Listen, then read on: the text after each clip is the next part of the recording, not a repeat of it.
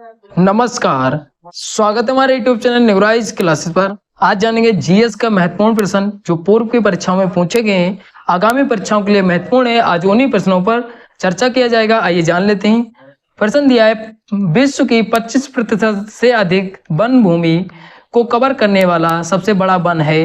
तो इसका जो राइट आंसर है वो आंसर नंबर डी सही होगा, साइबेरिया का टेंगा वन। और एक कैसा वन है, तो ये शंकुधारी वन है, ये भी याद रखिए, शंकुधारी वन।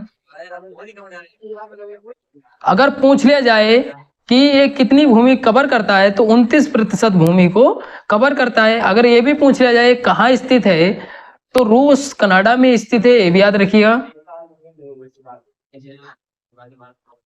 आगे चलते हैं। अगला प्रश्न दिया है, निम्नलिखित में से कौन सी समिति गरीबी रेखा से संबंधित है। तो इसका जो राइट आंसर है वो आंसर नंबर ए सही होगा, रंगराजन समिति, सुरेश तेंदुलकर समिति जो है, ये दो समितियां जो हैं वो गरीबी रेखा से संबंधित हैं। अगर पूछ लिया जाए विजय केलकर समिति जो है वो किससे संबंधित है, तो मूल्यांकन से संबंधित है। और ये कब गठन किया गया था, तो 2015 में इसका गठन किया गया था, ये भी याद रखिएगा। आगे चलते हैं। अगला प्रश्न दिया, निम्नलिखित में से कौन चंद्रगुप्त विक्रमादित्य की सभा के नवरत्नों में शामिल था या थे। तो इसका जो राइट आंसर है वो आंसर नंबर ए सही होगा, धनवंतरी, अमर सिंह, शंकु और कालिदास। कुल मिला के 9 लोग शामिल थे, भी याद रखिएगा। तो इसमें बेताल भट्ट हैं और कालिदास हैं, बारामीर हैं, बर्ट रुचि हैं, ये कुल मिला के 9 लोग शामिल थे, भी याद रखिएगा। आगे चलते हैं। अगला प्रश्न दिया, निम्नलिखित में से कौन सा सही सुमेलित है। तो इसका जो राइट आंसर है वो आंसर नंबर सी सही हुआ, गिद्दा जो नृत्य है वो पंजाब का नृत्य है, ये भी याद रखिएगा। अगर पूछ लिया जाए कथक कहाँ का है, तो कथक यूपी का है, उत्तर प्रदेश का। और कथकली अगर पूछ लिया जाए कहाँ का है, तो केरल का है। जो भरतनाट्यम है ये जम्मू कश्मीर का नहीं बल्कि कहाँ का है, तो तमिलनाडु का है, ये भी याद रखिएगा, तमिलनाडु का। और लावड़ी पूछ लिया जाए ये कहाँ का है, तो महाराष्ट्र का है, ये भी याद रखिएगा, महाराष्ट्र। आगे चलते हैं। अगला प्रश्न दिया, निम्नलिखित में से किसे भारत का राष्ट्रपति चुनने जाने के लिए अयोग्यता माना जाएगा। पहला कथन दिया है भारत का नागरिक होना, फिर दूसरा कथन दिया 35 वर्ष की आयु पूर्ण करना, फिर तीसरा कथन दिया है किसी लाभ के पद पर आसीन होना, फिर चौथा कथन दिया है लोकसभा के सदस्य के रूप में चुने जाने के योग्य होना। तो इसका जो राइट आंसर है वो आंसर नंबर डी सही हुआ। केवल 3 जो कथन है वो अयोग्यता को दर्शाता है, किसी के लाभ के पद पर नहीं होना चाहिए जो भारत का राष्ट्रपति बनेगा, और यहाँ पे दिया है कि आसीन होना चाहिए, इसलिए कथन नंबर 3 जो है वो गलत हो जाता है।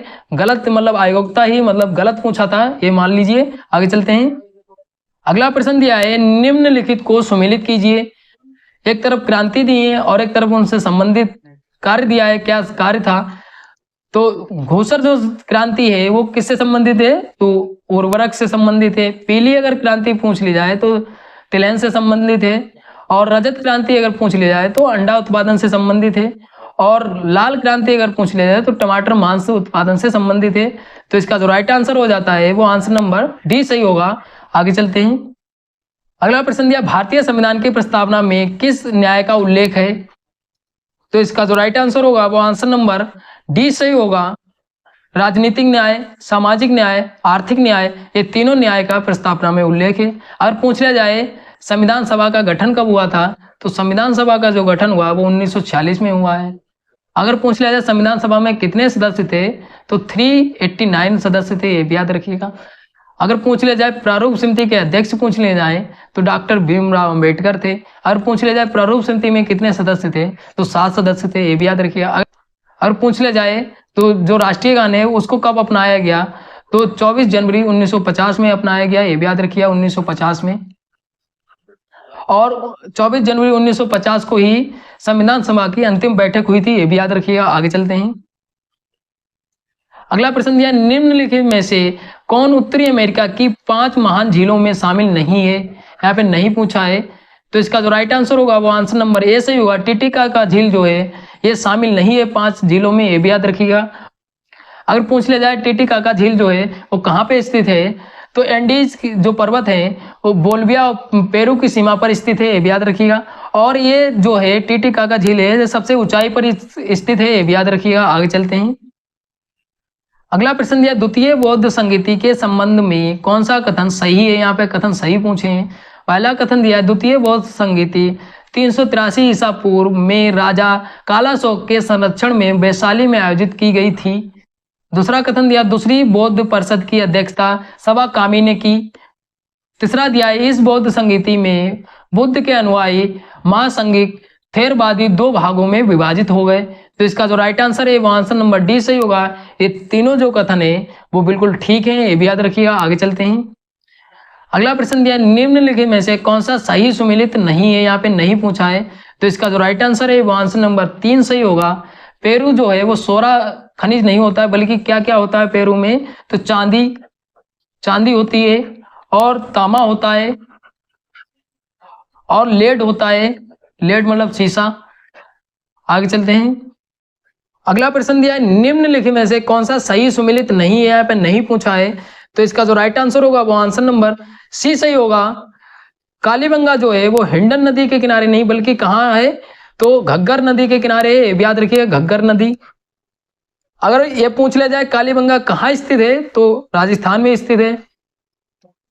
लोथल जो है वो भोगवा नदी के किनारे है, बिल्कुल ठीक है। मोहनजोदड़ो सिंधु नदी के किनारे, हड़प्पा रावी नदी के किनारे। अगर हिंडन नदी के किनारे पूछ लिया जाए तो आलमगीरपुर है, याद रखिएगा, आलमगीरपुर। अगर पूछ लिया जाए कि लोथल कहाँ स्थित है, तो गुजरात में है, याद रखिएगा, गुजरात। अगर मोहनजोदड़ो पूछ लिया जाए तो पाक में है, मतलब पाकिस्तान। हड़प्पा भी पाकिस्तान में है, ये भी याद रखिएगा। आगे चलते हैं। अगला प्रश्न दिया, महत्वपूर्ण प्रश्न है, काफी बार रिपीट हुआ है प्रश्न दिया, निम्नलिखित में से कौन सी समिति पंचायती राज से संबंधित नहीं है। यहाँ पे नहीं पूछा है, ध्यान से पढ़िएगा प्रश्न को। तो इसका जो राइट आंसर होगा वो आंसर नंबर बी सही होगा। लकड़वाला जो समिति है ये किससे संबंधित है, तो गरीबी से संबंधित है, याद रखिए, गरीबी से संबंधित है। और कौन सी समितियां गरीबी से संबंधित है, तो रंगराजन समिति है जो गरीबी से संबंधित है। तेंदुलकर समिति जो है वो गरीबी से संबंधित है। और अगर पूछ लिया जाए पंचायती राज व्यवस्था सबसे पहले कहाँ लागू हुई थी, तो राजस्थान में नागौर जिले में, ये भी याद रखिएगा। अगला प्रश्न दिया, निम्नलिखित में से कौन सा मलक्का जल डमरू मध्य द्वारा कौन से सागर जुड़े हुए हैं। तो इसका जो राइट आंसर है वो आंसर नंबर डी सही होगा। 3 और 4, मतलब 3 पे कौन सा है, तो अंडमान सागर। फिर 4 पे जो है दक्षिण चीन सागर। और पूछ लिया जाए अंडमान जो सागर है वो किसको जोड़ता है, तो हिंद महासागर को। अगर पूछ लिया जाए दक्षिण चीन सागर जो है वो किसको जोड़ता है, तो प्रशांत महासागर को, ये भी याद रखिएगा। आगे चलते हैं। अगला प्रश्न दिया, निम्नलिखित में से कौन सा युग्म सही सुमेलित है। तो इसका जो राइट आंसर है वो आंसर नंबर सी सही होगा। राष्ट्रीय बालिका दिवस 24 जनवरी, बिल्कुल ठीक है। अंतरराष्ट्रीय बालिका दिवस 11 अक्टूबर, बिल्कुल ठीक है। राष्ट्रीय डाक दिवस जो मनाया जाता है वो कब मनाया जाता है, वो 10 अक्टूबर को मनाया जाता है। अंतरराष्ट्रीय डाक दिवस जो है वो 9 अक्टूबर को मनाया जाता है, ये भी याद रखिएगा। अगर पूछ लिया जाए विश्व शिक्षक दिवस कब मनाया जाता है, तो 5 अक्टूबर को मनाया जाता है, ये भी याद रखिएगा, 5 अक्टूबर को। और अगर पूछ लिया जाए राष्ट्रीय शिक्षक दिवस कब मनाया जाता है, तो 5 सितंबर को मनाया जाता है, ये भी याद रखिएगा, 5 सितंबर को। और पूछ लिया जाए राष्ट्रीय युवा दिवस कब मनाया जाता है, तो 12 जनवरी को मनाया जाता है, ये भी याद रखिए, 12 जनवरी। और पूछ लिया जाए अंतरराष्ट्रीय युवा दिवस कब मनाया जाता है, तो 12 अगस्त को मनाया जाता है, ये भी याद रखिएगा, अगस्त को। अगर पूछ लिया जाए आर्द्रभूमि दिवस कब मनाया जाता है, तो 2 फरवरी को मनाया जाता है, ये भी याद रखिएगा, 2 फरवरी को। अगर पूछ लिया जाए विज्ञान दिवस कब मनाया जाता है, तो 28 फरवरी को मनाया जाता है, ये भी याद रखिएगा, 28 फरवरी। अगर पूछ लिया जाए कि महिला दिवस कब मनाया जाता है, तो 8 मार्च को मनाया जाता है, ये भी याद रखिएगा। अगर पूछ लिया जाए जल दिवस कब मनाया जाता है, तो 21 मार्च को मनाया जाता है, ये भी याद रखिएगा। अगर पूछ लिया जाए 2 अक्टूबर को, तो महात्मा गांधी जयंती और लाल बहादुर शास्त्री जी की जयंती मनाई जाती है, ये भी याद रखिएगा। राष्ट्रीय बाल दिवस कब मनाया जाता है, तो 14 नवंबर को मनाया जाता है, ये भी याद रखिएगा। अगर पूछ लिया जाए किसान दिवस कब मनाया जाता है, तो 25 दिसंबर को मनाया जाता है, ये भी याद रखिएगा। तो इतने महत्वपूर्ण दिवस थे, आप नोट कर सकते हैं। आगे चलते हैं। अगला प्रश्न दिया है, भारतीय राष्ट्रीय कांग्रेस के बारे में निम्नलिखित कथनों पर विचार कीजिए। पहला कथन दिया, सरोजिनी नायडू कांग्रेस की अध्यक्ष बनने वाली पहली महिला थी। फिर दूसरा कथन दिया है, जब CR दास कांग्रेस अध्यक्ष बने तब जेल में थे। तीसरा कथन दिया है, AO हुम कांग्रेस अध्यक्ष बनने वाले पहले ब्रिटिश नागरिक थे। फिर चौथा कथन दिया है, 1894 में अल्फ्रेड वेब कांग्रेस के अध्यक्ष थे। तो इसका जो राइट आंसर है वो आंसर नंबर 20 सही होगा। कथन 2 जो है और कथन 4 जो है वो बिल्कुल ठीक है। सरोजिनी नायडू जो थी पहली महिला अध्यक्ष थी, लेकिन भारतीय पहली महिला अध्यक्ष थी, ये भी याद रखिएगा। यहाँ पे इन्होंने कहीं पे कथन में ये नहीं लिखा है कि भारतीय प्रथम महिला अध्यक्ष थी कांग्रेस की, बल्कि जो कांग्रेस की प्रथम महिला जो अध्यक्ष थी वो कौन थी, तो एनी बेसेंट थी, ये भी याद रखिएगा। यहाँ पे अगर भारतीय जोड़ दिया होता तो ये बिल्कुल कथन नंबर जो 1 था वो बिल्कुल ठीक होता। और कांग्रेस की पहली महिला जो अध्यक्ष थी वो एनी बेसेंट थी, ये भी याद रखिएगा। और पहले जो अध्यक्ष थे वो जॉर्ज यूले थे, ये भी याद रखिए, जॉर्ज यूले। तो इतनी भारतीय राष्ट्रीय कांग्रेस के बारे में जानकारी हो गई। अगर पूछ लिया जाए गठन कब हुआ है तो 1885 में गठन हुआ था, ये भी याद रखिएगा। आगे चलते हैं। अगला प्रश्न दिया है, भारतीय रिजर्व बैंक के बारे में निम्नलिखित में से कौन सा कथन सही है। यहाँ पे सही कथन पूछे। पहला कथन दिया है, भारतीय रिजर्व बैंक की स्थापना 1 अप्रैल 1965 को भारतीय रिजर्व बैंक अधिनियम 1934 के प्रावधानों के अनुसार की गई थी। फिर दूसरा कथन दिया है, भारतीय रिजर्व बैंक की स्थापना हिल्टन यंग कमीशन की सिफारिशों के आधार पर की गई थी। फिर तीसरा कथन दिया है, भारतीय रिजर्व बैंक सार्वजनिक स्वामित्व के स्थानांतरण अधिनियम 1948 के आधार पर 1 जनवरी 1949 से भारतीय रिजर्व बैंक का राष्ट्रीयकरण किया गया था। फिर चौथा कथन दिया है, शक्तिकांत दास भारतीय रिजर्व बैंक के 28वें गवर्नर हैं। इसका जो राइट आंसर होगा वो आंसर नंबर सी सही होगा। 1, 2 और 3 जो कथन है वो बिल्कुल ठीक है। चौथे कथन में जो दिया है 28वें गवर्नर नहीं है, बल्कि ये कौन 25वें गवर्नर है, ये भी याद रखिएगा। इसलिए कथन नंबर 4 जो है वो गलत हो जाता है। आगे चलते हैं। अगला प्रश्न दिया है, अशोक के शिलालेख के अनुसार मगध साम्राज्य में निम्नलिखित में से कौन से प्रांतीय केंद्र शामिल थे। तो इसका जो राइट आंसर है वो आंसर नंबर सी सही होगा। तोसाली, उज्जैनी, तक्षशिला ये प्रांतीय केंद्र में शामिल थे। इंद्रप्रस्थ जो वर्तमान में दिल्ली, ये जो है प्रांतीय केंद्र में शामिल नहीं थी, ये भी याद रखिएगा। आगे चलते हैं। अगला प्रश्न दिया है, लाल सागर दुनिया के सबसे खारे जल निकाय में से एक है, इसकी क्या वजह है। तो यहाँ पे कथन दिए हैं, उच्च बाष्पीकरण और कम वर्षा। फिर दूसरा कथन दिया है, ताजे जल निकाय से कम निर्माण। फिर तीसरा दिया है, हिंद महासागर जैसे कम लवणता वाले अन्य खुले महासागरों के साथ सीमित संबंध। तो इसका जो राइट आंसर है वो आंसर नंबर 20 सही होगा। तीनों जो कथन है वो सही है। आगे चलते हैं। अगला प्रश्न दिया है, निम्नलिखित युग्मों में से कौन सा युग्म सही सुमेलित नहीं है, यहाँ पे नहीं पूछा है। तो इसका जो राइट आंसर है वो आंसर नंबर 20 सही होगा। खर्ची पूजा जो है वो पश्चिम बंगाल नहीं होती है, बल्कि कहाँ होती है, तो त्रिपुरा में होती है, याद रखिए त्रिपुरा। बाकी जो है वो सही सुमेलित हैं। आगे चलते हैं। अगला प्रश्न दिया है, भारत में सबसे बड़ा लिग्नाइट उत्पादक राज्य कौन सा है। तो इसका जो राइट आंसर है वो आंसर नंबर 20 सही हुआ, तमिलनाडु। तमिलनाडु के अलावा पुंदुचेरी में भी होता है, ये भी याद रखिएगा, पुंदुचेरी। जम्मू कश्मीर में भी होता है, ये भी याद रखिएगा, जम्मू कश्मीर। राजस्थान में भी होता है, और इसके अलावा गुजरात में भी होता है, ये भी याद रखिएगा। अगर सबसे कम पूछ लिया जाए, सबसे कम जो है वो उड़ीसा, सबसे कम अगर लिग्नाइट पूछ लिया जाए तो उड़ीसा है, केरल है और पश्चिम बंगाल। इन राज्यों में जो है वो सबसे कम उत्पादन होता है, ये भी याद रखिएगा। प्रश्न दिया है, मधुबनी पेंटिंग को किस अनाज के पेस्ट से बनाया जाता है। तो इसका जो राइट आंसर है वो आंसर नंबर सी से होगा, चावल के पेस्ट से। और ये प्रकृति के जो रंग है, जैसे हल्दी हो गई, और भी प्रकृति में जो रंग है उन्हीं से बनाई जाती है, ये भी याद रखिएगा। ये उत्पन्न कहाँ से हुई है, तो बिहार क्षेत्र से उत्पन्न हुई है, ये भी याद रखिएगा। और ये बिहार की लोक कला है पेंटिंग बनाना, ये भी याद रखिएगा। अगला प्रश्न दिया है, पोचमपल्ली किसके लिए प्रसिद्ध है। तो इसका जो राइट आंसर है वो आंसर नंबर सी से होगा, बुनाई के लिए प्रसिद्ध है। पोचमपल्ली कहाँ पड़ता है, तो तेलंगाना में पड़ता है, ये भी याद रखिएगा, तेलंगाना। तेलंगाना में एक जिला है नलगोंडा, वहां पे ये है, ये भी याद रखिएगा। और ये भारत की सिल्क सिटी के नाम से भी पोचमपल्ली को जाना जाता है, ये भी याद रखिएगा। और जो बुनाई है पोचमपल्ली की, उसको जीआई टैग भी दिया गया था 2004 में, ये भी याद रखिएगा।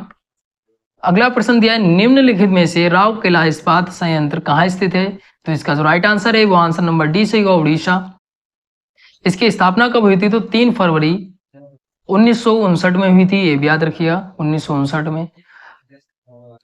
अगर ये भी पूछ लिया जाए जिस समय ये स्थापना हुई थी उस समय इसका उद्घाटन किसने किया था? तो राष्ट्रपति राजेंद्र प्रसाद ने किया था, ये भी याद रखिएगा, राजेंद्र प्रसाद, 1959 में ही। आगे चलते हैं। अगला प्रश्न दिया, केंद्रीय तंबाकू शोध संस्थान कहाँ स्थित है? तो इसका जो राइट आंसर है वो आंसर नंबर 20 है, वह आंध्र प्रदेश में स्थित है। कब स्थापना हुई थी? तो 1947 में इसकी स्थापना हुई थी, ये भी याद रखिएगा। अगर आंध्र प्रदेश में पूछ लिया जाए कहाँ पे स्थित है, तो राजमुंदरी एक जगह है, वहां पे स्थित है, ये भी याद रखिएगा। अगला प्रश्न दिया है, क्षेत्रीय ग्रामीण बैंक की कुल पूंजी में राज्य का हिस्सा है? तो इसका जो राइट आंसर है वो आंसर नंबर 20 है, 15%। अगला प्रश्न दिया है, हेरुका संबंधित है? तो इसका जो राइट आंसर है वो आंसर नंबर 20 है, वह बौद्ध धर्म से संबंधित है। हेरुका क्या है? तो एक जो क्रोधी देवताओं की एक श्रेणी है हेरुका, और ये किससे संबंधित है? तो बौद्ध धर्म से संबंधित है, ये भी याद रखिएगा। आगे चलते हैं। अगला प्रश्न दिया, तबकात ए नासरी का लेखक कौन था? तो इसका जो राइट आंसर है वो आंसर नंबर सी से हुआ, मिनहाज उस सिराज। अगर पूछ लिया जाए इस किताब में किसके बारे में बताया गया है, तो मोहम्मद गोरी के बारे में बताया गया है, और जो 1260 तक का जो इतिहास है वो भी बताया गया है इस पुस्तक में, ये भी याद रखिएगा। यह पुस्तक किसको समर्पित थी? तो गुलाम वंश के जो शासक थे नसरुद्दीन महमूद, उनको समर्पित थी, ये भी याद रखिएगा। आगे चलते हैं। अगला प्रश्न दिया है, निम्नलिखित राज्यों में से कौन से राज्य कावेरी जल विवाद से संबंधित हैं? तो इसका जो राइट आंसर है वो आंसर नंबर ए से हुआ, तमिलनाडु, कर्नाटक। कुल मिला के जो 3 राज्य हैं और एक केंद्र शासित प्रदेश है, 3 राज्य, तमिलनाडु हो गया, कर्नाटक हो गया और केरल, ये 3 राज्य हो गए। अगर केंद्र शासित प्रदेश में पूछ लिया जाए तो पुदुचेरी है, ये याद रखिएगा, पुदुचेरी। कुल मिला के 4 जो हैं जल विवाद से संबंधित हैं, ये याद रखिएगा। अगर पूछ लिया जाए जो जल विवाद क्यों हुआ था, तो जो कर्नाटक था तमिलनाडु के बिना सहमति के जो कावेरी का जल था अपने साइड में मोड़ लिया था, इसलिए जल विवाद हुआ था, ये भी याद रखिएगा। आगे चलते हैं। अगला प्रश्न दिया, निम्नलिखित में से नवीन अखिल भारतीय सेवाओं को शुरू करने का अधिकार किसे है? तो इसका जो राइट आंसर है वो आंसर नंबर सी से होगा, शिक्षा मंत्रालय को। अगर पूछ लिया जाए अखिल भारतीय सेवाओं में कौन कौन सी पोस्टें आती हैं, तो IAS आता है, फिर IPS आता है और IFS आता है। ये 3 पोस्टें जो हैं वो अखिल भारतीय सेवाओं में आती हैं, याद रखिएगा। आगे चलते हैं। अगला प्रश्न दिया, अपनी शक्तियों को समेकित करने के बाद बलबन ने कौन सी भव्य उपाधि धारण की? इसका जो राइट आंसर होगा वो आंसर नंबर सी से हुआ, जिले इलाही। अगर पूछ लिया जाए इसका अर्थ क्या होता है उपाधि का, तो इसका जो अर्थ है पृथ्वी पर ईश्वर की छाया, इसका जिले इलाही का अर्थ होता है, ये याद रखिएगा। अगर इसका शासनकाल पूछ लिया जाए तो 1265 से 87 तक था, ये याद रखिएगा। आगे चलते हैं। अगला प्रश्न दिया है, ओपन मार्केट ऑपरेशन क्या है? FII द्वारा शेयर की बिक्री। आगे चलते हैं। अगला प्रश्न दिया, महत्वपूर्ण प्रश्न है, काफी बार परीक्षाओं में पूछा गया है। प्रश्न दिया, द्वितीय पंचवर्षीय योजना किस मॉडल पर आधारित थी? इसका जो राइट आंसर है वो आंसर नंबर ए से हुआ, PC महालनोबिस मॉडल पर आधारित थी, ये भी याद रखिएगा। अगर पूछ लिया जाए इसमें लक्ष्य कितना रखा गया था, तो 4.5 लक्ष्य रखा गया था, और जो लक्ष्य रखा गया था उसमें घरों में औद्योगिक उत्पादन करना, ये इसका मतलब द्वितीय पंचवर्षीय का लक्ष्य था, ये भी याद रखिएगा। अगर पूछ लिया जाए पहली पंचवर्षीय योजना किस मॉडल पर आधारित थी, तो हेरोड डोमर मॉडल पर आधारित थी पहली पंचवर्षीय योजना, ये भी याद रखिएगा। आगे चलते हैं। संध्या, निम्नलिखित में से भारत का सबसे पहला जैव मंडल आरक्षित क्षेत्र कहाँ स्थापित किया गया था? तो इसका जो राइट आंसर है वो आंसर नंबर बी से हुआ, नीलगिरी। नीलगिरी जो है वो भारत का सबसे पहला जैव मंडल है, ये भी याद रखिएगा। इसकी जो स्थापना की गई थी वो 1986 में की गई थी, ये भी याद रखिएगा। आगे चलते हैं। अगला प्रश्न दिया, निम्नलिखित में से ग्रीन पीस इंटरनेशनल का मुख्यालय कहां पर स्थित है? इसका जो राइट आंसर होगा वो आंसर नंबर डी से होगा, एम्स्टर्डम। और ये कहाँ पड़ता है? तो नीदरलैंड में पड़ता है, ये भी याद रखिए, नीदरलैंड। अगर पूछ लिया जाए कि ग्रीन पीस से पर्यावरण संगठन जो है उसका मुख्यालय कहाँ है, तो कनाडा में है, ये भी याद रखिए, कनाडा में। और अगर पूछ लिया जाए ग्रीन पीस एक पर्यावरण संगठन जो है उसका स्थापना कब हुआ था, तो 1971 में हुआ था, ये भी याद रखिए। आगे चलते हैं। अगला प्रश्न दिया, भारत का प्रथम महिला विश्वविद्यालय है, तो इसका जो राइट आंसर है वो आंसर नंबर डी से हुआ, SNDT महिला विश्वविद्यालय। इसकी स्थापना जो हुई थी वो 5 जुलाई 1916 में हुई थी, ये भी याद रखिएगा। अगर पूछ लिया जाए इसकी स्थापना किसने की थी, तो डॉक्टर ढोडो केशव कर्वे एक डॉक्टर थे, तो उन्होंने इसकी स्थापना की थी, ये भी याद रखिएगा। और इसकी स्थापना कहाँ पे की थी, तो मुंबई में की थी, ये भी याद रखिएगा, मुंबई। आगे चलते हैं। अगला प्रश्न दिया, निम्नलिखित में से देश के कितने शहरों में कुंभ का मेला लगता है, तो इसका जो राइट आंसर है वो आंसर नंबर बी से हुआ, 4 शहरों में। कौन कौन से शहर हैं, तो प्रयागराज है, प्रयागराज में, नासिक में लगता है, उज्जैन में लगता है और हरिद्वार में लगता है। ये 4 शहरों में इसका जो कुंभ का मेला है वो लगता है, ये भी याद रखिएगा। और जो महाकुंभ होता है वो 12 वर्ष के बाद होता है, ये भी याद रखिएगा। और जो अर्ध कुंभ होता है वो 6 वर्ष के बाद होता है। और अगर पूछ लिया जाए कि महाकुंभ जो है वो माह के महीने में लगता है, ये भी याद रखिएगा। आगे चलते हैं।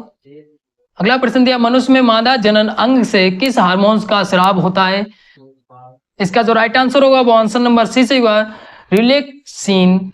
अगला प्रश्न दिया है, यदि आपका भार पृथ्वी पर 38 किलोग्राम है तो आपका भार बुध ग्रह पर कितना होगा, तो इसका जो राइट आंसर है वो आंसर नंबर डी से होगा, 14.4 किलोग्राम।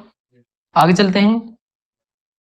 अगला प्रश्न दिया है, भारतीय संविधान के कौन से अनुच्छेद नीति निर्देशक तत्वों से संबंधित हैं, तो इसका जो राइट आंसर है वो आंसर नंबर बी से होगा, 36 से 51 संबंधित है। अगर भाग पूछ लिया जाए भाग, तो भाग 4।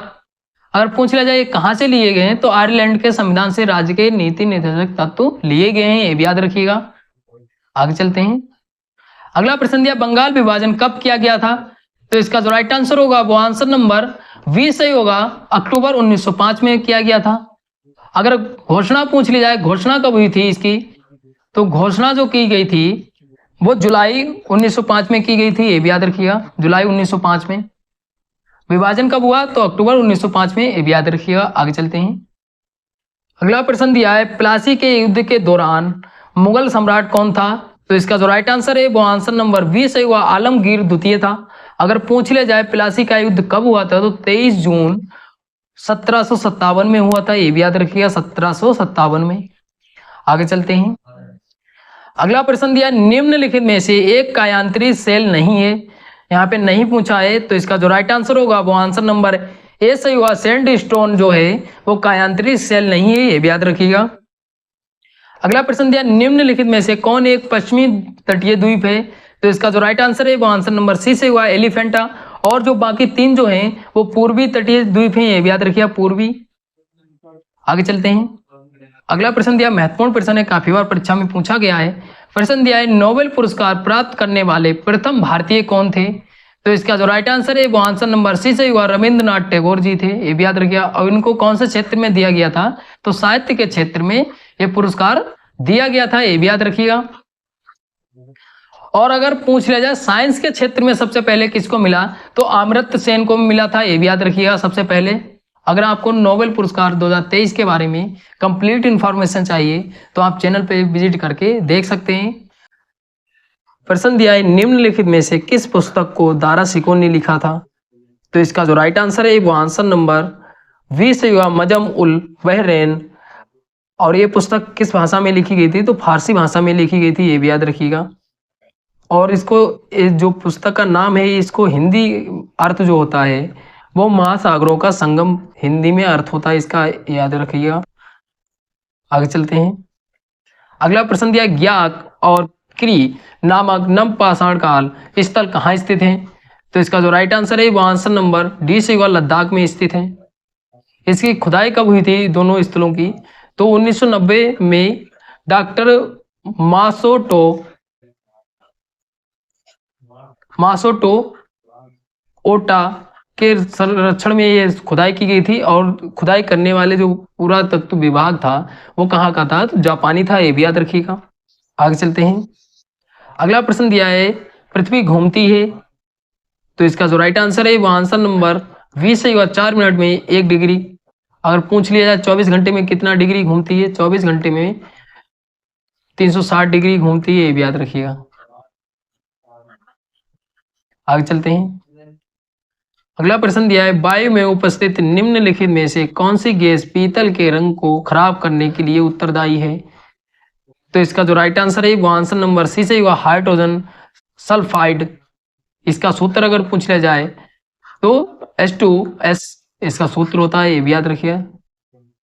अगला प्रश्न दिया, निम्नलिखित में से किस शैवाल को ग्रीन मोल्ड के नाम से जाना जाता है, इसका जो राइट आंसर होगा वो आंसर नंबर डी से होगा, पेनिसिलियम को जाना जाता है ग्रीन मोल्ड के नाम से, ये भी याद रखिएगा। एक और है एसियर गिलियस, इसको भी ग्रीन मोल्ड के नाम से जाना जाता है, ये भी याद रखिएगा। आगे चलते हैं। अगला प्रश्न दिया, MDT का उपयोग किस रोग के उपचार में किया जाता है, तो इसका जो राइट आंसर है वो आंसर नंबर सी से होगा, कुष्ठ रोग।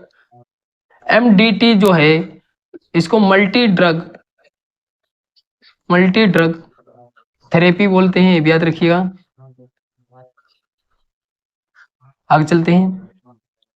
अगला प्रश्न दिया है, राष्ट्रीय सुरक्षा गार्ड किस केंद्रीय मंत्रालय के अंतर्गत एक विशेष भारतीय बल इकाई है, तो इसका जो राइट आंसर है वो आंसर नंबर 20 से होगा, गृह मंत्रालय। अगर पूछ लिया जाए राष्ट्रीय सुरक्षा गार्ड जो है इसकी स्थापना कब हुई थी, तो 16 अक्टूबर 1984 में। अगला प्रश्न दिया है, निम्नलिखित में से कौन सा युग्म सही सुमेलित नहीं है, तो इसका जो राइट आंसर है वो आंसर नंबर 20 सही होगा, भगवती समिति जो है वो कृषि ऋण प्रणाली से संबंधित नहीं है, बल्कि किससे संबंधित है, तो बेरोजगारी समाज सार्वजनिक कल्याण से संबंधित है। और पूछ लिया जाए इस समिति का गठन कब हुआ था, तो मई 1976 में हुआ था, ये भी याद रखिएगा। JB राव कृष्ण समिति जो है बीज निवेश से संबंधित है, ये सही है। राजा चेलिया समिति जो है भारत में कर सुधार से संबंधित है। धारिया समिति जो है वो सार्वजनिक वितरण प्रणाली से संबंधित है, बिल्कुल ठीक है। आगे चलते हैं। अगला प्रश्न दिया, निम्नलिखित में गलत विकल्प का चयन कीजिए। एक तरफ राज्य दिए और ये पूछा कि उत्तर प्रदेश की सीमा जो है, जो राज्य दिए हैं उनकी जिलों से कौन से जिलों से सीमा लगती है, तो इसका जो राइट आंसर है वो आंसर नंबर ए से हुआ, राजस्थान जो है राजस्थान से तो लगती है सीमा, बल्कि राजस्थान के कौन से जिले से लगती है, तो भरतपुर और धौलपुर, ये 2 जिले जो हैं राजस्थान के, इन जिलों से उत्तर प्रदेश की सीमा लगती है, ये भी याद रखिएगा। बाकी छत्तीसगढ़ बलरामपुर बिल्कुल ठीक है, झारखंड गढ़वा बिल्कुल ठीक है, हिमाचल प्रदेश सिरमौर, ये भी बिल्कुल ठीक है। कुल मिला के 8 राज्यों से और 1 केंद्र शासित प्रदेश से उत्तर प्रदेश की सीमा जो है लगती है, ये भी याद रखिएगा। आगे चलते हैं। अगला प्रश्न दिया, निम्नलिखित में से कौन सा विकल्प सही नहीं है, इसका जो राइट आंसर होगा वो आंसर नंबर बी सही होगा। झारखंडेश्वर मंदिर जो है वो महोबा में नहीं है, बल्कि कहाँ है, तो हापुड़ में है, ये भी याद रखिएगा, हापुड़। बाकी जो है गाजी सैयद सलार मसूद की दरगाह जो है वो बहराइच में है, बिल्कुल ठीक है। टेगोर केसर महादेव मंदिर जो है वो सोनभद्र में है, बिल्कुल ठीक है। आगे चलते हैं। अगला प्रश्न दिया, निम्नलिखित में से कौन सा विकल्प सही सुमेलित नहीं है, तो इसका जो राइट आंसर है वो आंसर नंबर ए सही होगा। सिराज ए हिंद जो है वो जालौन में नहीं है, बल्कि कहाँ है, तो जौनपुर में है, ये भी याद रखिए, जौनपुर में। अगला प्रश्न दिया, निम्नलिखित में से कौन सा युग्म सही सुमेलित नहीं है, एक तरफ नदियां दी हैं, एक तरफ शहर दिए हैं, कौन से शहर बसे हैं, तो इसका जो राइट आंसर है वो आंसर नंबर सी से हुआ, हिंडन नदी के किनारे जो बसा है वो लखीमपुर नहीं बल्कि गाजियाबाद बसा है, ये भी याद रखिए, गाजियाबाद। बाकी राप्ती नदी के किनारे संत कबीर नगर है, बिल्कुल ठीक है। यमुना नदी के किनारे बटेश्वर, ठीक है। गंगा नदी के किनारे गढ़मुक्तेश्वर है, बिल्कुल ठीक है। और अगर पूछ लिया जाए लखीमपुर खीरी कौन सी नदी के किनारे बसा है, तो गोमती नदी के किनारे बसा है, ये भी याद रखिए गोमती। और लखनऊ जो उत्तर प्रदेश की राजधानी है वो भी गोमती नदी के किनारे ही बसा है, ये भी याद रखिएगा। आगे चलते हैं। अगला प्रश्न दिया है, हस्तिनापुर वन्य जीव अभ्यारण्य के संदर्भ में निम्नलिखित में से कौन सा कथन गलत है। यहाँ पे गलत कथन पूछा है। इसकी स्थापना 1986 में की गई थी। फिर दूसरा दिया है, ये 2073 वर्ग किलोमीटर क्षेत्र में फैला हुआ है। फिर तीसरा दिया है, ये उत्तर प्रदेश के 7 जिलों में फैला हुआ है। और यहाँ पे डी वाला दिया है, उपयुक्त में से कोई नहीं। इसका जो राइट आंसर होगा वो आंसर नंबर डी सही हुआ। जो तीनों कथन है वो बिल्कुल ठीक दिए हैं और यहाँ पे गलत पूछा था, इसलिए ऑप्शन नंबर डी सही होगा। उत्तर प्रदेश के कौन से 7 जिले हैं, तो मुजफ्फरनगर हो गया, मेरठ हो गया, बिजनौर, हापुड़, अमरोहा, मुरादाबाद और गाजियाबाद, ये 7 जिलों में इसका विस्तार है, याद रखिएगा। आगे चलते हैं। अगला प्रश्न दिया, निम्नलिखित में से कौन सा युग्म सही सुमेलित नहीं है। तो इसका जो राइट आंसर है वो आंसर नंबर सी सही हुआ। संकट मोचन संगीत समारोह जो होता है ये वाराणसी में होता है, चित्रकूट में नहीं होता है, वाराणसी। बाकी श्रावण झूला मेला अयोध्या बिल्कुल ठीक है। गोविंद साहब मेला जो है वो अम्बेडकर नगर बिल्कुल ठीक है। नौचंडी मेला जो है मेरठ बिल्कुल ठीक है। तो आगे चलते हैं। अगला प्रश्न दिया है, निम्नलिखित में से चंगेज खां के अधीन मंगोलों के किसके शासन में भारत पर आक्रमण किया। तो इसका जो राइट आंसर है वो आंसर नंबर डी से हुआ, इल्तुतमिश। आगे चलते हैं। अगला प्रश्न दिया है, निम्नलिखित में से कौन एक कृत्रिम झील है। तो इसका जो राइट आंसर है वो आंसर नंबर डी से हुआ। बेला सागर झील जो है वो महोबा में स्थित है। महोबा कहाँ है, उत्तर प्रदेश में। और ये किसने बनवाई थी, तो राजा परीक्षित ने बनवाई थी। किसकी याद में बनवाई थी, जो इनकी पत्नी थी बेला, इनके प्रेम में ये झील बनवाई थी। और इस झील का अगर पूछ लिया जाए कितनी बड़ी है, तो 8 वर्ग किलोमीटर में फैली हुई है, याद रखिएगा। आगे चलते हैं। अगला प्रश्न दिया, विशेष अधिकार के संदर्भ में निम्नलिखित कथनों पर विचार कीजिए। पहला कथन दिया है, ये 1969 में IMF द्वारा बनाई गई एक अंतरराष्ट्रीय आरक्षित संपत्ति है। दूसरा कथन दिया है, इसका अपना मूल्य है, यानी किसी अन्य मुद्रा पर आधारित नहीं है।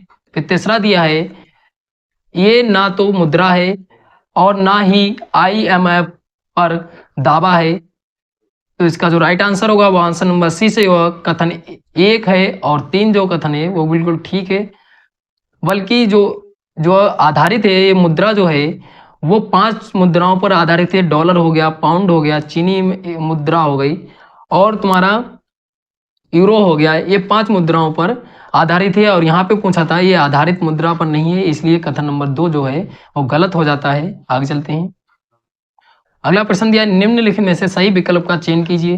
पहला दिया है, 2011 की जनगणना के अनुसार भारत में साक्षरता दर 73% थी।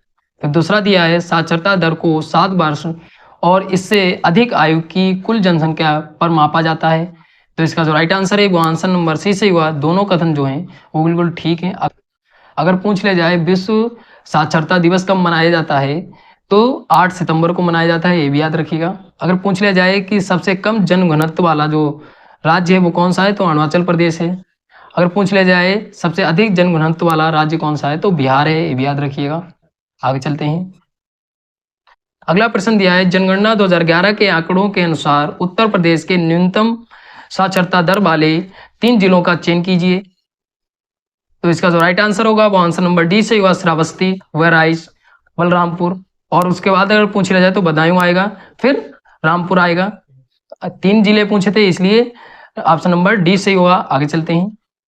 अगला प्रश्न दिया, निम्नलिखित में से कौन सी जनजातियां उत्तर प्रदेश राज्य के सोनभद्र जिले में पाई जाती हैं।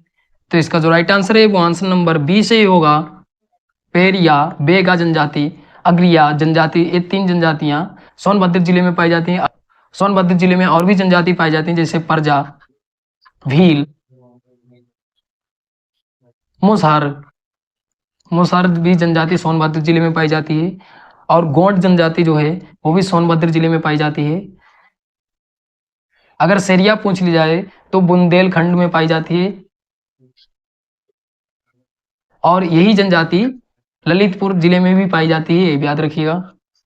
प्रश्न दिया है, रायमोना राष्ट्रीय उद्यान भारत में किस राज्य में स्थित है। तो इसका जो राइट आंसर होगा वो आंसर नंबर ए सही होगा, असम राज्य में स्थित है। इसको विश्व पर्यावरण दिवस जो 5 जून को मनाया जाता है, उस दिन जो असम के मुख्यमंत्री हैं उन्होंने राष्ट्रीय उद्यान का दर्जा दिया, इसको ये भी याद रखिएगा।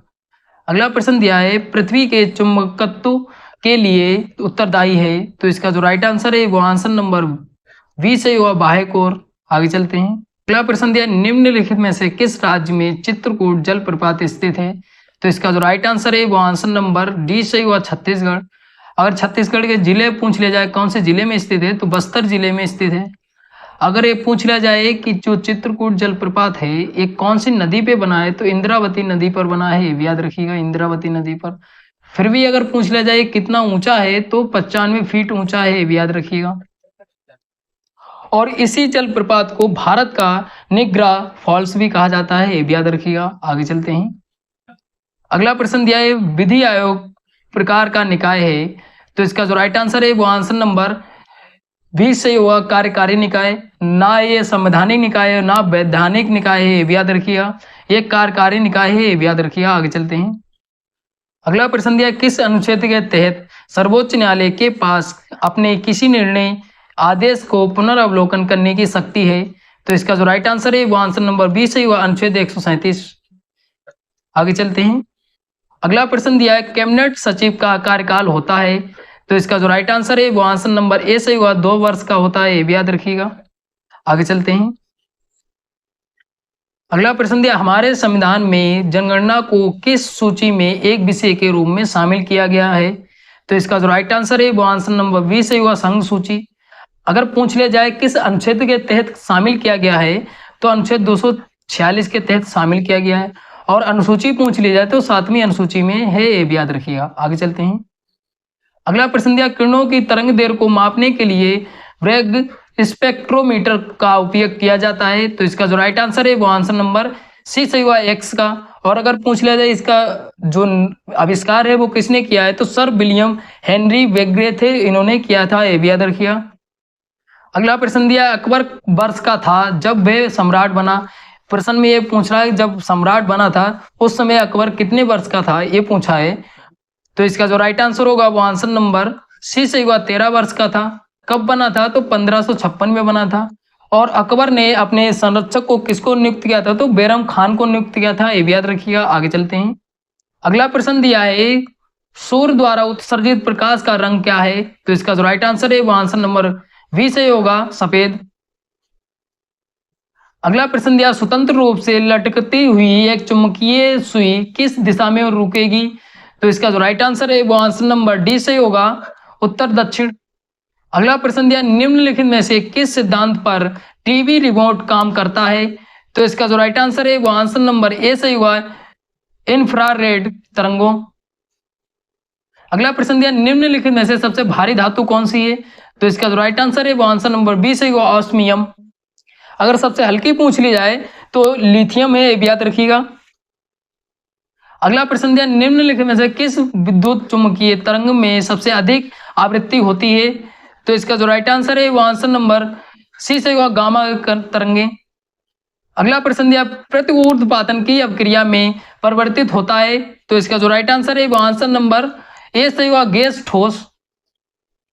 अगला प्रश्न दिया, पृथ्वी के वायुमंडल में तीसरी सबसे प्रचुर गैस है, तो इसका जो राइट आंसर है वो आंसर नंबर ए से होगा आर्गन। और सबसे ज्यादा अगर पूछ लिया जाए तो नाइट्रोजन है, फिर उससे कम जो है दूसरे नंबर पे वो ऑक्सीजन है। सबसे ज्यादा नाइट्रोजन है, फिर ऑक्सीजन है और तीसरी आर्गन है, ये भी याद रखिएगा। आगे चलते हैं। अगला प्रश्न दिया, ग्रीन हाउस प्रभाव के लिए निम्नलिखित में से कौन सी गैस मुख्य रूप से उत्तरदायी है, तो इसका जो राइट आंसर है वो आंसर नंबर सी से होगा कार्बन डाइऑक्साइड। जो प्रथम ग्रीन हाउस गैसें हैं वो जलवाष्प हो गई, कार्बन डाइऑक्साइड हो गई, मीथेन हो गई और नाइट्रस ऑक्साइड हो गई और ओजोन। ये इतनी गैसें जो हैं वो ग्रीन हाउस गैसों के लिए उत्तरदायी हैं, ये भी याद रखिएगा। आगे चलते हैं। अगला प्रश्न दिया, कृत्रिम श्वसन के लिए ऑक्सीजन के साथ कौन सी गैस मिलाई जाती है, तो इसका जो राइट आंसर है वो आंसर नंबर बी से होगा हीलियम। आगे चलते हैं। अगला प्रश्न दिया, का उपयोग श्वास परीक्षण में शराबी चालकों की जांच करने के लिए किया जाता है, इसका जो राइट आंसर होगा वो आंसर नंबर सी से होगा पोटेशियम डाइक्रोमेट। अगला प्रश्न दिया है, निम्नलिखित को सुमेलित कीजिए। एक तरफ ज्वालामुखी दिए हैं, एक तरफ देश दिए हैं। तो कातला जो ज्वालामुखी है वो कहाँ जाएगी? तो 4 नंबर पे जाएगी, आइसलैंड में है। फिर क्राकाटुआ जो है ज्वालामुखी वो इंडोनेशिया में है। फिर माउंट विसुवियस जो है वो कहाँ है? तो इटली में है। किलिमंजारो जो है वो तंजानिया में। तो इसका जो राइट आंसर होगा वो आंसर नंबर 20 सही होगा। आगे चलते हैं। अगला प्रश्न दिया है, सोना निम्नलिखित में से किस रसायन में घुलनशील है? तो इसका जो राइट आंसर है वो आंसर नंबर 20 सही होगा, एक बार रेजिया। अगला प्रश्न दिया है, तोमार राजपूतों की 12वीं शताब्दी के मध्य में कहां के चौहानों ने हराया था? तो इसका जो राइट आंसर है वो आंसर नंबर 20 सही होगा, अजमेर। अजमेर कहां पड़ता है? तो राजस्थान में, ये भी याद रखिएगा। अगला प्रश्न दिया है, समुद्री शैवाल से प्राप्त किया जाता है। तो इसका जो राइट आंसर है वो आंसर नंबर 20 सही होगा, आयोडीन। अगला प्रश्न दिया है, धनंजय यशवंत चंद्रचूड़ भारत के मुख्य न्यायाधीश हैं। तो इसका जो राइट आंसर है वो आंसर नंबर डी सही होगा, 50वें न्यायाधीश हैं, याद रखिएगा। और इन्होंने पद कब ग्रहण किया था? तो 9 नवंबर 2022 में पद ग्रहण किया था। किसने शपथ दिलाई थी? तो राष्ट्रपति द्रौपदी मुर्मू ने शपथ दिलाई थी, ये भी याद रखिएगा। अगर पूछ लिया जाए इससे पहले कहाँ मुख्य न्यायाधीश थे? तो इलाहाबाद में हाई कोर्ट में मुख्य न्यायाधीश थे, ये भी याद रखिएगा। और उससे पहले भी ये बंबई उच्च न्यायालय में न्यायाधीश थे, ये भी याद रखिएगा। आगे चलते हैं। अगला प्रश्न दिया, निम्नलिखित पर विचार कीजिए। उपरोक्त बांधों में से कौन कृष्णा नदी पर स्थित है? मतलब 4 बांध दिए, इसमें से ये पूछा है कौन से बांध जो हैं वो कृष्णा नदी पर स्थित हैं। तो जो नागार्जुन बांध है वो भी कृष्णा नदी पर स्थित है। और नागार्जुन बांध जो है वो कहाँ है? तो तेलंगाना में है, ये भी याद रखिए, तेलंगाना। और अलमाटी बांध भी कृष्णा नदी पर स्थित है, ये कहाँ है? तो कर्नाटक में है, ये भी याद रखिए, अलमाटी बांध। अगर अमरावती बांध पूछ लिया जाए कहाँ है? तो तमिलनाडु में है। और ये कौन सी नदी पे बना है? तो अमरावती नदी पर ही बना है, ये भी याद रखिए। इडुक्की जो बांध है ये कहाँ है? तो केरल में है। और ये कौन सी नदी पर बना है? तो पेरियार नदी पर बना है, ये भी याद रखिए, पेरियार नदी पर। तो इसका जो राइट आंसर होगा वो आंसर नंबर ये सही होगा। 1 और 3 जो है नागार्जुन सागर बांध और अलमाटी बांध जो है वो कृष्णा नदी पर बना है, यही पूछा था। आइए चलते हैं आगे। अगला प्रश्न दिया है, नाबार्ड किस समिति की सिफारिश द्वारा स्थापित किया गया था? तो इसका जो राइट आंसर है वो आंसर नंबर 20 सही होगा, शिव रमन समिति की सिफारिश पर स्थापित किया गया था। कब स्थापित किया गया था? तो 12 जुलाई। ये इंपॉर्टेंट बन जाता है, इसकी नाबार्ड की स्थापना भी पूछी जाती है। तो 12 जुलाई 1982 में स्थापना हुई थी, ये भी याद रखिएगा। आगे चलते हैं। अगला प्रश्न दिया है, निम्नलिखित पर विचार कीजिए। यहाँ पे पूछा कौन सी ट्रॉफियां फुटबॉल से संबंधित हैं? तो इसका जो राइट आंसर है वो आंसर नंबर डी सही होगा, डुरंड कप जो है वो फुटबॉल से संबंधित है। सुब्रतो कप जो है वो भी फुटबॉल से संबंधित है। संतोष ट्रॉफी है, ये भी फुटबॉल से संबंधित है। आगा खान कप जो है ये किससे संबंधित है? तो हॉकी से संबंधित है, ये भी याद रखिएगा। और हॉकी क्या है? तो भारत का राष्ट्रीय खेल है, ये भी याद रखिएगा। आगे चलते हैं। अगला प्रश्न दिया है, प्रकाश संश्लेषण की उच्च दर के लिए प्रकाश का निम्नलिखित में से कौन सा रंग अधिक क्रियाशील है? तो इसका जो राइट आंसर है वो आंसर नंबर ए सही होगा, लाल। आगे चलते हैं। अगला प्रश्न दिया है, भारत में सफेद संगमरमर की खानों के लिए निम्नलिखित में से कौन प्रसिद्ध है? तो इसका जो राइट आंसर है वो आंसर नंबर सी सही होगा, बिडसर। बिडसर कहाँ पड़ता है? तो राजस्थान में पड़ता है। और राजस्थान में कौन से जिले में पड़ता है? तो नागौर जिले में पड़ता है। और नागौर जिले में ही सबसे पहले पंचायती व्यवस्था स्थापित की गई थी, ये भी याद रखिएगा। अगला प्रश्न दिया, निम्नलिखित में से कौन सा पेड़ भारतीय रिजर्व बैंक के आधिकारिक प्रतीक पर मुद्रित है? तो इसका जो राइट आंसर है वो आंसर नंबर सी सही होगा। और प्रतीक अगर पूछ लिया जाए किसका बना है तो बाघ का प्रतीक बना है, ये भी याद रखिएगा। आगे चलते हैं। अगला प्रश्न दिया, निम्नलिखित में से कौन हमारे शरीर के लिए ऊर्जा का सबसे प्रमुख स्रोत है? तो इसका जो राइट आंसर है वो आंसर नंबर बी सही होगा, कार्बोहाइड्रेट। अगर पूछ लिया जाए विटामिन का क्या कार्य होता है तो विटामिन का कार्य होता है प्रतिरक्षा करना तंत्रों की। और अगर पूछ लिया जाए प्रोटीन का काम क्या होता है, प्रोटीन का काम होता है कि विकास करना, शरीर का विकास करना प्रोटीन का कार्य होता है, ये भी याद रखिएगा। आगे चलते हैं। अगला प्रश्न दिया है, किस विटामिन को फोलिक एसिड के रूप में भी जाना जाता है। तो इसका जो राइट आंसर है वो आंसर नंबर डी से ही होगा। विटामिन B9 को जाना जाता है। और एक इसकी कमी से क्या होता है, तो सांस की बीमारी होती है, भोजन में मतलब रुचि नहीं आती है और सर दर्द होता रहता है, तो इसकी कमी से ये रोग हो जाते हैं। विटामिन B9 किससे प्राप्त कर सकते हैं, तो मूंगफली हो गई, चुकंदर हो गया, और सूरजमुखी के बीज सबसे इंपॉर्टेंट है कि सूरजमुखी के बीज से ये भरपूर मात्रा में होता है, ये भी याद रखिएगा। बाकी केला, पपीता वगैरह इनमें सब में फोलिक एसिड जो है वो पाया जाता है। प्रश्न दिया है वैदिक काल की 2 लोकप्रिय सभाएं थीं, तो इसका जो राइट आंसर है वो आंसर नंबर सी से हुआ, सभा और समिति थी। सभा में स्त्रियां भी भाग लेती थी, समिति में स्त्रियां भाग नहीं लेती थी, ये भी याद रखिएगा। अगर पूछ लिया जाए वैदिक काल जो है उसको कितने कालों में विभाजित किया गया था, तो ऋग्वैदिक काल में विभाजित किया गया था। ऋग्वैदिक काल अगर समय पूछ लिया जाए तो 1500 ईसा पूर्व से 1000 ईसा पूर्व इसका समय माना जाता है। और दूसरा जो था वो उत्तर वैदिक काल था। उत्तर वैदिक काल का अगर समय पूछ लिया जाए तो 1000 ईसा पूर्व से 600 ईसा पूर्व इसका समय माना जाता है, ये भी याद रखिएगा। अगर पूछ लिया जाए वेद कितने हैं, तो 4 हैं, ये भी याद रखिएगा। ऋग्वेद, अथर्ववेद, सामवेद और यजुर्वेद, ये 4 जो वेद हैं ये भी याद रखिएगा। आगे चलते हैं। अगला प्रश्न दिया भारत में पहला झंडा सत्याग्रह कहाँ हुआ था, तो इसका जो राइट आंसर है वो आंसर नंबर डी से होगा, जबलपुर। जबलपुर कहाँ पड़ता है, तो MP में पड़ता है, ये भी याद रखिएगा। इसके अलावा नागपुर में भी हुआ था, ये भी याद रखिएगा। और पूछ लिया जाए कब हुआ था, तो 1923 में हुआ था। आगे चलते हैं। अगला प्रश्न दिया है शंकराचार्य से साक्षात करने वाले मंडल मिश्र कहाँ के निवासी थे, तो इसका जो राइट आंसर है वो आंसर नंबर बी से होगा, माहिष्मती के। अगला प्रश्न दिया मालवा का दिल्ली सल्तनत में प्रवेश किसके आगमन से माना जाता है, तो इसका जो राइट आंसर है वो आंसर नंबर ए से हुआ, अलाउद्दीन खिलजी। कब आया था, तो 1305 में, ये भी याद रखिएगा। आगे चलते हैं। अगला प्रश्न दिया है प्रसिद्ध वास्तुकार चार्ल्स कोरिया को निम्नलिखित में से किसके डिजाइन के लिए जाना जाता है, तो इसका जो राइट आंसर है वो आंसर नंबर ए से हुआ, भारत भवन। अगला प्रश्न दिया है कालिदास की प्रसिद्ध रचना ऋतु संहार है, तो इसका जो राइट आंसर है वो आंसर नंबर सी से हुआ, गीति काव्य। अगला प्रश्न दिया है जोरवे संस्कृति का केंद्र कहाँ था, तो इसका जो राइट आंसर है वो आंसर नंबर बी से ही होगा, महाराष्ट्र। महाराष्ट्र में कौन से जिले में था, तो अहमदनगर। अहमदनगर, अब इसका नाम भी बदल गया है, अहमदनगर का जो नाम बदल कर रखा गया है वो अहिल्यानगर रखा गया है, ये भी याद रखिएगा। अहिल्यानगर नाम कर दिया गया है। कब बदल कर किया गया है, तो 13 मार्च 2024 को किया गया है, ये भी याद रखिएगा। और अगर पूछ लिया है जोरबे जो केंद्र है ये कौन सी नदी के किनारे स्थित है, तो गोदावरी नदी के किनारे स्थित है, ये भी याद रखिएगा। गोदावरी नदी, कभी कभी नदी भी पूछा जा सकता है, तो ये भी याद रखिएगा। अगर जो जोरबे के संस्कृति केंद्र पूछ लिया जाए महाराष्ट्र में कौन से जिले में, तो अहमदनगर। अब अहमदनगर का नाम भी बदल गया है, तो अहिल्यानगर हो गया है, ये भी याद रखिएगा 13 मार्च 2024 को।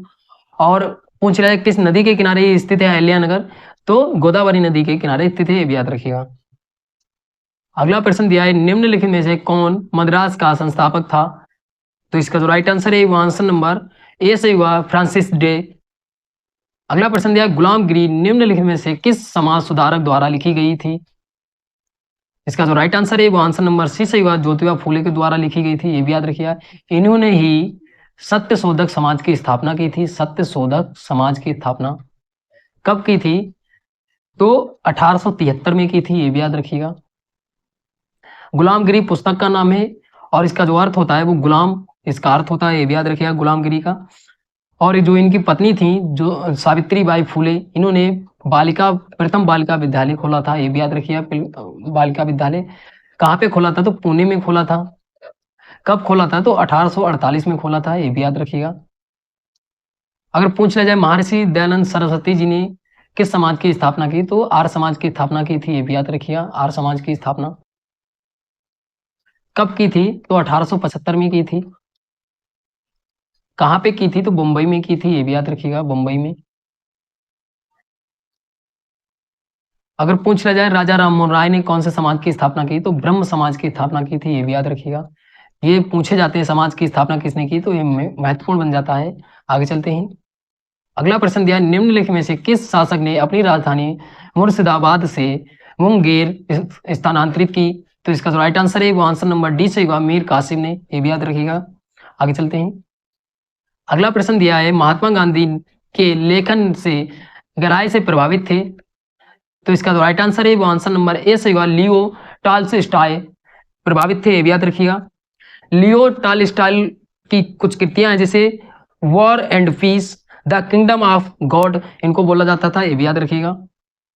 अगला प्रश्न दिया है, अजंता एलोरा की गुफाओं की चित्रकारी किसके अधीन कला के विकास का सूचक है? तो इसका जो राइट आंसर है वो आंसर नंबर बी से होगा, चालुक्य।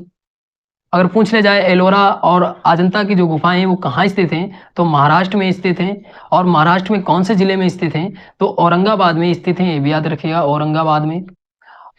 अब ये भी इंपॉर्टेंट बन जाता है, औरंगाबाद का नाम भी बदल गया है। अब औरंगाबाद का जो नाम बदल कर रखा गया है वो छत्रपति संभाजी नगर कर दिया गया है। औरंगाबाद का नाम बदलकर अगली बार हो सकता है ऑप्शन में ये वाला दे दे, छत्रपति संभाजी नगर। तो ये भी याद रखिएगा। आगे चलते हैं। अगला प्रश्न दिया है, बाल विवाह की प्रथा प्रारंभ हुई थी? तो इसका जो राइट आंसर है वो आंसर नंबर बी से हुआ, कुषाण काल से प्रारंभ हुई थी। ये भी याद रखिएगा। अगला प्रश्न दिया है, मनसबदारी और जमींदारी व्यवस्था के बीच अंतर के संबंध में निम्नलिखित कथनों पर विचार कीजिए। पहला कथन दिया है, मनसबदार केवल मुगल साम्राज्य की सैन्य जरूरतों को पूरा करने के लिए जिम्मेदार थे, जबकि जमींदार सौंपे गए क्षेत्र की वित्तीय व्यवस्था के रख रखाव के लिए जिम्मेदार थे। फिर दूसरा दिया है, मनसबदारी प्रणाली जमींदारी प्रणाली का एक अभिन्न अंग थी जो अकबर के अधीन विकसित हुई थी। तो इसका जो राइट आंसर है वो आंसर नंबर ए से होगा, सिर्फ कथन नंबर एक ही सही है। अगला प्रश्न दिया, रोगन पेंटिंग किस क्षेत्र में प्रचलित एक कला है? तो इसका जो राइट आंसर है वो आंसर नंबर ए से होगा, कच्छ। कच्छ कहाँ पड़ता है? तो गुजरात में पड़ता है। ये भी याद रखिएगा। अगला प्रश्न दिया, भारत के संविधान ने शुरुआत में सभी आधिकारिक उद्देश्यों के लिए अंग्रेजी भाषा के उपयोग की अनुमति दी थी। तो इसका जो राइट आंसर है वो आंसर नंबर सी से होगा, 15 वर्ष के लिए अनुमति दी थी। अनुच्छेद 343 में ये बताया गया था कि संघ की राजभाषा जो होगी वो हिंदी होगी और लिपि जो होगी वो देवनागरी लिपि होगी। ये भी याद रखिएगा, देवनागरी लिपि होगी। फिर 25 जनवरी 1965 में ये प्रावधान किया गया कि जो अंग्रेजी भाषा है वो आधिकारिक भाषा की जाएगी। और कौन से अनुच्छेद में ये प्रावधान किया गया? तो अनुच्छेद 343 सेकंड में ये प्रावधान किया गया था। ये भी याद रखिएगा। अगला प्रश्न दिया, पंचायतों के सभी चुनाव किसके द्वारा आयोजित किए जाते हैं? तो इसका जो राइट आंसर है वो आंसर नंबर डी से होगा, भारत का पंचायती राज आयोग द्वारा जो है वो आयोजित किए जाते हैं। त्रिस्तरीय पंचायती व्यवस्था किसने दी थी? तो बलवंत राय मेहता समिति की सिफारिश पर हुई थी। ये भी याद रखिएगा। अगर पूछ लिया जाए कि जो पंचायती व्यवस्था है वो सबसे पहले कहाँ लागू हुई थी, तो राजस्थान के नागौर जिले में लागू हुई थी सबसे पहले। ये भी याद रखिएगा। दिया, संसद की संयुक्त बैठक के संदर्भ में कौन सा कथन या कौन से कथन सही है? पहला कथन दिया है, अनुच्छेद 109 कुछ मामलों में दोनों सदनों की संयुक्त बैठक का प्रावधान करता है। फिर दूसरा दिया है, अध्यक्ष संसद के दोनों सदनों की संयुक्त बैठक की अध्यक्षता करता है। तो इसका जो राइट आंसर है वो आंसर नंबर सी से हुआ, दोनों जो कथन है वो सही हैं। संसद के दोनों सदनों की जो बैठक को बुला कौन सकता है? तो राष्ट्रपति बुला सकता है। ये भी याद रखिएगा। आगे चलते हैं। अगला प्रश्न दिया है, प्राचीन भारत में आक्रमणकारियों के संदर्भ में निम्नलिखित में से कौन सा कथन सही काल अनुक्रमिक क्रम है? तो इसका जो राइट आंसर है वो आंसर नंबर ए सही होगा, पहले यूनानी आए, फिर शक आए, फिर कुषाण आए। तो ऑप्शन नंबर ए सही होगा। आगे चलते हैं। अगला प्रश्न दिया है, निम्नलिखित में से कौन सी सहायक नदी नदी सुमिलित नहीं है? तो इसका राइट आंसर है वो आंसर नंबर डी से हुआ, प्राणहिता जो है वो महानदी की सहायक नदी नहीं है, बल्कि किसकी सहायक नदी है? तो गोदावरी की सहायक नदी है। ये भी याद रखिएगा। अगर गोदावरी की और सहायक नदियां जो हैं वो इंद्रावती भी है गोदावरी की सहायक नदी, सबरी भी गोदावरी की सहायक नदी है, मंजरा भी गोदावरी की सहायक नदी है। ये भी याद रखिएगा। अगर कृष्णा नदी की सहायक नदियां पूछ ली जाए तो मालप्रभा तो ये दी है, फिर उसके बाद जो है वो घटप्रभा भी कृष्णा नदी की सहायक नदी है। फिर भीवा जो है, भीवा भी कृष्णा नदी की सहायक नदी है। तुंगभद्रा जो है वो भी कृष्णा नदी की सहायक नदी है, ये भी याद रखिएगा। मूसी जो है वो भी कृष्णा नदी की सहायक नदी है, ये भी याद रखिएगा। बुर्जहों में एक प्रागैतिहासिक स्थल है जो स्थित है, तो इसका जो राइट आंसर है वो आंसर नंबर सी सही हुआ, कश्मीर। कश्मीर के कौन से जिले में स्थित है? तो श्रीनगर जिले में स्थित है, ये भी याद रखिएगा। आगे चलते हैं। अगला प्रश्न दिया है, मध्यकालीन भारत के दौरान नाद गबादा शब्द का उल्लेख किया गया था, तो इसका जो राइट आंसर है वो आंसर नंबर डी सही होगा, राजस्व अधिकारी होता था। अगला प्रश्न दिया है, निम्नलिखित में से कौन से मुगल प्रांत के उत्तराधिकारी थे? तो इसका जो राइट आंसर है वो आंसर नंबर बी सही होगा, अवध, बंगाल, हैदराबाद। आगे चलते हैं। अगला प्रश्न दिया है, निम्नलिखित में से कौन सी पुस्तक बंकिम चंद्र चट्टोपाध्याय द्वारा लिखी गई? तो इसका जो राइट आंसर है वो आंसर नंबर सी सही हुआ, आनंद मठ। 1870 में इन्होंने वंदे मातरम लिखा था। उसके बाद वंदे मातरम को बाद में आनंद मठ में शामिल कर दिया गया था, ये भी याद रखिएगा। अगला प्रश्न दिया है, 1858 के अधिनियम द्वारा भारत पर शासन किया जाना था, तो इसका जो राइट आंसर है वो आंसर नंबर वी से हुआ, ताज के नाम पर। अगला प्रश्न दिया है, 1916 में महात्मा गांधी ने किसे प्रेरित करने के लिए बिहार के चंपारण की यात्रा की थी? तो इसका जो राइट आंसर है वो आंसर नंबर डी से हुआ, किसानों को प्रभावित करने के लिए, प्रेरित करने के लिए यात्रा की थी, ये भी याद रखिएगा। अगर पूछ ले जाए महात्मा गांधी अफ्रीका से कब वापस आए, तो 1915 में वापस आए थे, ये भी याद रखिएगा। अगला प्रश्न दिया, 1857 के विद्रोह के प्रमुख कारणों में शामिल नहीं है, तो इसका जो राइट आंसर है वो आंसर नंबर डी से हुआ, भारतीयों और अंग्रेजों के बीच अंतर विवाह पर रोक लगाने का कानून। अगला प्रश्न दिया है, निम्नलिखित में से कौन सा सही ढंग से सुमिलित नहीं है? तो इसका जो राइट आंसर है वो आंसर नंबर ए सही होगा। एक तरफ आपकी खोजें दी हैं और एक तरफ स्थल दिए हैं। 1921 में हड़प्पा की खोज हुई, किसने की? तो दयाराम साहनी ने की, ये भी याद रखिएगा। अगर मोहनजोदड़ो की पूछ लिया है किसने की, तो राखाल दास बनर्जी ने की, ये भी याद रखिएगा। लोथल 1955 में खोज हुई और 1990 में धोलावीरा। अगर लोथल पूछ लिया जाए कहाँ स्थित है, तो गुजरात में स्थित है। अगर धोलावीरा पूछ लिया जाए तो राजस्थान है। अगर मोहनजोदड़ो और हड़प्पा पूछ लिया जाए कहाँ है, तो पाकिस्तान में है, ये भी याद रखिएगा। आगे चलते हैं। अगला प्रश्न दिया है, हड़प्पा किस नदी के तट पर स्थित है? तो इसका जो राइट आंसर है वो आंसर नंबर सी सही होगा, रावी। अगर मोहनजोदड़ो पूछ लिया जाए तो सिंधु। अगला प्रश्न दिया, मौर्य साम्राज्य के बारे में निम्नलिखित कथनों पर विचार कीजिए। पहला कथन दिया है, मौर्य साम्राज्य में 5 प्रमुख राजनीतिक केंद्र थे। फिर दूसरा कथन दिया है, मैकथनीज ने अपनी पुस्तक इंडिका में मौर्य साम्राज्य के बारे में लिखा है। फिर तीसरा कथन दिया है, अशोक ने 321 ईसा पूर्व में मौर्य साम्राज्य की स्थापना की थी। फिर चौथा कथन दिया है, अशोक ने बौद्ध धर्म के प्रचार के लिए अपने स्रोतों का उपयोग किया। तो इसका जो राइट आंसर है वो आंसर नंबर बी से हुआ, कथन 1, कथन 2 और कथन 4 जो है वो बिल्कुल ठीक है। मौर्य साम्राज्य की जो स्थापना की थी वो चंद्रगुप्त ने की थी, ये भी याद रखिएगा, अशोक ने नहीं की थी। 321 ईसा पूर्व में की थी। अगर इसका शासन पूछ लिया जाए कब से कब तक रहा है, तो मौर्य साम्राज्य का जो शासन रहा है वो 321 ईसा पूर्व से 185 ईसा पूर्व रहा है, ये भी याद रखिएगा। यहाँ पे 5 प्रमुख राजनीतिक केंद्र बताए गए। कौन कौन से केंद्र थे? तो पाटलिपुत्र हो गया, उज्जैन हो गया, तक्षशिला और सुवर्णगिरी और तोसाली, ये 5 जो थे वो राजनीतिक केंद्र थे मौर्य साम्राज्य के, ये भी याद रखिएगा। और पूछ लिया जाए चंद्रगुप्त ने कौन सा धर्म अपना लिया था, तो जैन धर्म अपना लिया था, ये भी याद रखिए, जैन धर्म अपना लिया था। अगला प्रश्न दिया है, शिवपुरी का संबंध निम्नलिखित में से कौन सी नदी से? तो इसका जो राइट आंसर है वो आंसर नंबर ए से हुआ, काली सिंध से। शिवपुरी जो है वो उत्तर में मुरैना जिले से घिरा हुआ है, मुरैना और ग्वालियर। फिर पूरब से जो उत्तर प्रदेश का झांसी है उससे घिरा हुआ है।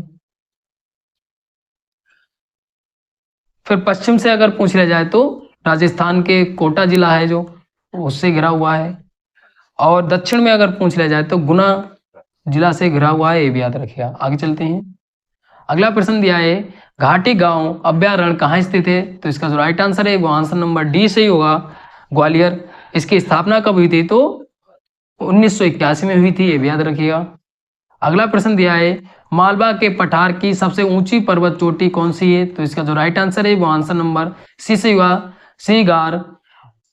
अगला प्रश्न दिया है वन्य जीव संरक्षण के संबंध में दिए जाने वाले अमृता देवी राष्ट्रीय पुरस्कार की शुरुआत कब की गई थी? तो इसका जो राइट आंसर है वो आंसर नंबर सी सही होगा, 2013 में की गई थी। अगला प्रश्न दिया है श्री अन्न समूह से संबंधित समूह है, तो इसका जो राइट आंसर है वो आंसर नंबर डी सही होगा, कोदो कुटरिकी साबा। प्रश्न दिया है निम्नलिखित कारकों पर विचार कीजिए। यहाँ पे पूछा है कौन सा कारक समुद्री धाराओं को प्रभावित करता है? तो इसका जो राइट आंसर होगा वो आंसर नंबर बी सही होगा, पृथ्वी का घूर्णन, वायुदाब हवा और समुद्र के पानी का घनत्व, ये तीन जो कारक हैं ये प्रभावित करते हैं समुद्री धाराओं को, ये भी याद रखिएगा।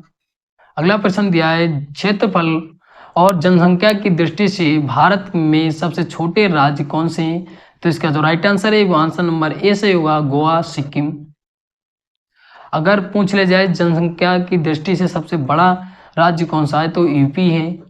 अगर पूछ लिया जाए क्षेत्रफल की दृष्टि से कौन सा राज्य सबसे बड़ा है? तो राजस्थान है, ये भी याद रखिएगा, राजस्थान। आगे चलते हैं।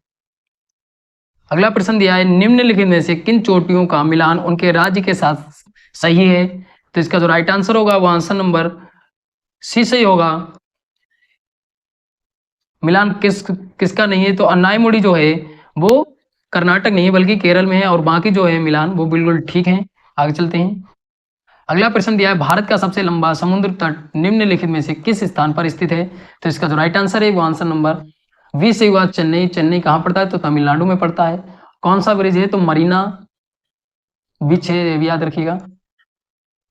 अगला प्रश्न दिया भारतीय उर्वरक निगम की स्थापना किस वर्ष हुई थी? तो इसका जो राइट आंसर है वो आंसर नंबर सी से हुआ, 1961 में। अगला प्रश्न दिया पूर्वी घाट पश्चिमी घाट निम्नलिखित में से किस स्थान में मिलते हैं? तो इसका जो राइट आंसर है वो आंसर नंबर सी से हुआ, नीलगिरी पहाड़ियां। आगे चलते हैं।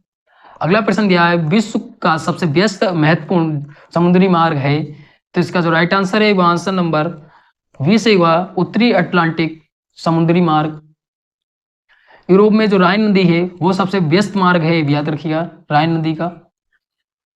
आगे चलते हैं। अगला प्रश्न दिया है विश्व में कर्क रेखा निम्नलिखित में से किस देश से होकर नहीं गुजरती है? तो इसका जो राइट आंसर है वो आंसर नंबर डी से हुआ, ईरान से। कुल मिला के विश्व में 16 देशों से कर्क रेखा गुजरती है। कौन कौन से देश हैं जान लेते हैं। यहाँ पे देश दिए हैं अल्जीरिया, नाइजर, लीबिया, मिस्र, सऊदी अरब, संयुक्त अरब अमीरात, ओमान, भारत, बांग्लादेश, म्यांमार, चीन, ताइवान, मेक्सिको, बाहमास, माली, ईरान से नहीं गुजरती है, ये भी याद रखिएगा। कुल मिला के 16 देशों से ये जो कर्क रेखा है वो गुजरती है। अगर भारत में पूछ लिया जाए कितने राज्यों से होकर जाती है, तो 8 राज्यों से कर्क रेखा जाती है, ये भी याद रखिएगा। ये इतने जीएस के प्रश्न थे। आशा करते हैं आपको वीडियो अच्छी लगी होगी। अच्छी लगी तो लाइक शेयर कमेंट करिए। अगर कोई डाउट भी बचता है तो आप कमेंट करके पूछ सकते हैं। धन्यवाद।